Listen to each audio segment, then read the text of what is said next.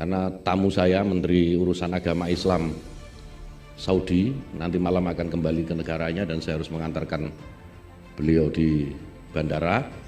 Tapi alhamdulillah sebagaimana berita yang kita baca, kita dengar, kita saksikan, ternyata di Saudi itu sama dengan di Indonesia. Urusan toa pun diatur. Jadi kalau orang ribut urusan toa berarti kurang piknik. Yang waras tidak boleh mengalah terhadap mereka, para pencoleng-pencoleng agama yang menjadikan agama sebagai alat politik.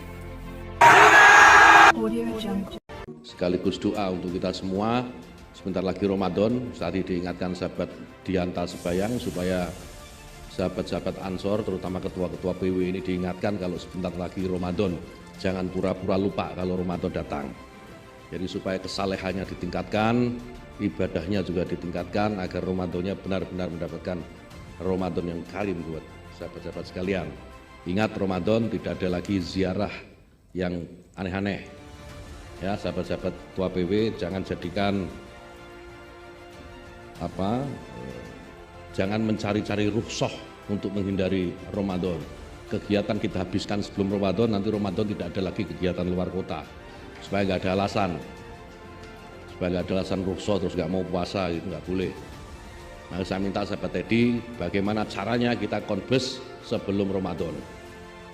Meskipun mohon maaf sahabat-sahabat sekalian, nanti setelah ini saya harus pulang dulu, kembali dulu ke Jakarta.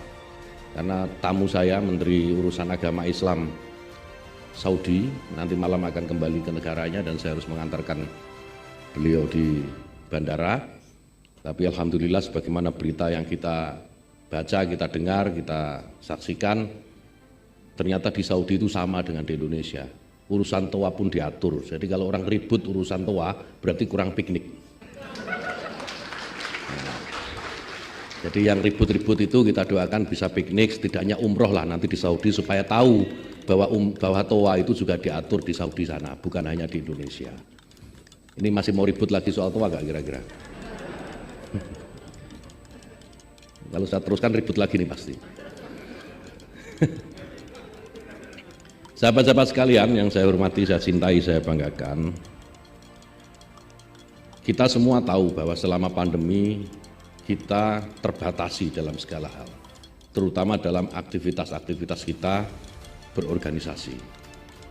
Kita tidak bisa melakukan atau menjalankan roda organisasi dengan normal, sewajarnya gitu ya, tetapi harus menyesuaikan diri dengan situasi dan kondisi.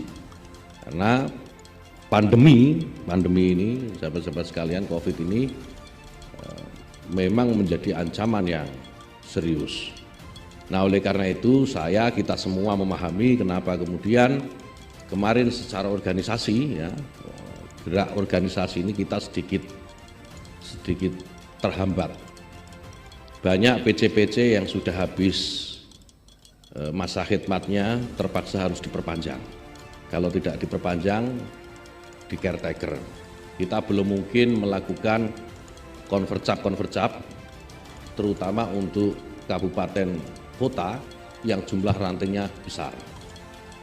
Di PW juga sama. Sekali lagi, yang waras tidak boleh mengalah terhadap mereka, para pencoleng-pencoleng agama yang menjadikan agama sebagai alat politik.